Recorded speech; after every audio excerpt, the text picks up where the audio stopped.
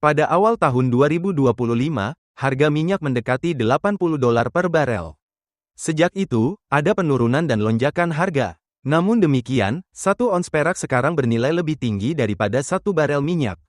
Dan harga minyak mentah akan lebih rendah lagi jika China tidak menyerap sebagian ke dalam cadangan masifnya. Harganya lebih murah saat ini daripada lebih dari 1 dekade lalu, bahkan sebelum disesuaikan dengan inflasi. Sungguh aneh di dunia yang dikuasai inflasi. Dan ini semakin aneh. Kami telah melihat kejutan atau guncangan dari aliansi OPEC Plus dengan membalikkan strateginya, dari melindungi harga minyak menjadi membuka keran produksi. Ada surplus minyak yang masif di luar sana saat ini.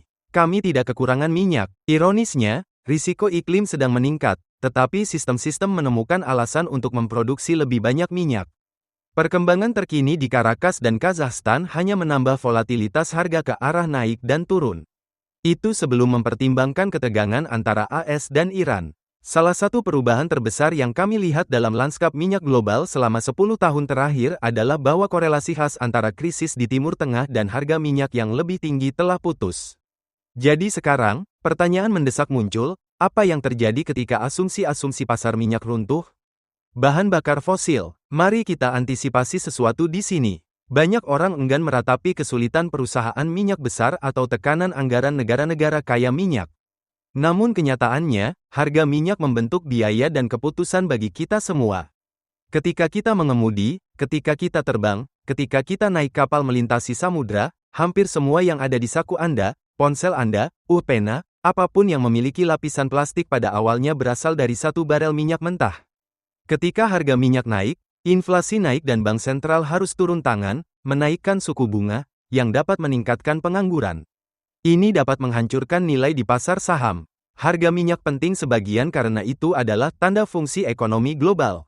Dan inilah masalahnya, harga telah naik turun seperti roller coaster selama beberapa tahun terakhir. Brent crude, yang merupakan tolok ukur untuk harga minyak global, turun 18% tahun lalu. Itu adalah penurunan terbesar sejak pandemi. Selama pandemi, yang kami lihat adalah keadaan darurat sejati. Sebagian besar produksi minyak global benar-benar berhenti ketika harga turun di bawah nol. Tapi kemudian pada 2022, setelah perang di Ukraina, kami melihat harga naik hingga $140 per barel. Dan sekarang, seluruh hidrokarbon kaya plankton prasejarah itu turun sekitar $70 per barel, harga yang didukung oleh lonjakan terbaru dalam serangkaian lonjakan saat pedagang khawatir tentang tekanan AS terhadap Iran. Tapi ketika datang pada tren penurunan harga minyak yang lebih luas, kali ini berbeda.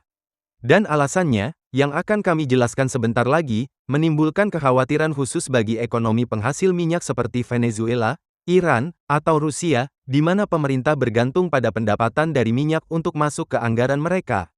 Anda memiliki negara-negara OPEC yang membutuhkan harga minyak jauh di atas $100 per barel untuk menutupi rencana pengeluaran mereka. Itu adalah anggota koalisi produsen yang dipimpin oleh Arab Saudi. Rata-rata perkiraan dari bank-bank besar menempatkan harga minyak sekitar atau sedikit di bawah $60 per barel tahun ini. Bagi negara seperti Arab Saudi, itu jauh di bawah harga break-even yang dibutuhkan ekonomi mereka. Perbedaannya bahkan lebih besar untuk Kazakhstan, Aljazair, dan Iran. Mereka akan mendapatkan pendapatan pajak yang lebih sedikit daripada perusahaan minyak tentunya, dan siapapun yang bekerja di sekitar perusahaan minyak akan menderita. Dan sebenarnya, mereka sudah menderita. Gelombang pemotongan pertama yang kami lihat lebih ditujukan pada bisnis non-inti bagi perusahaan yang merambah ke pasar tenaga, ke sektor utilitas, dan menarik kembali beberapa investasi tersebut.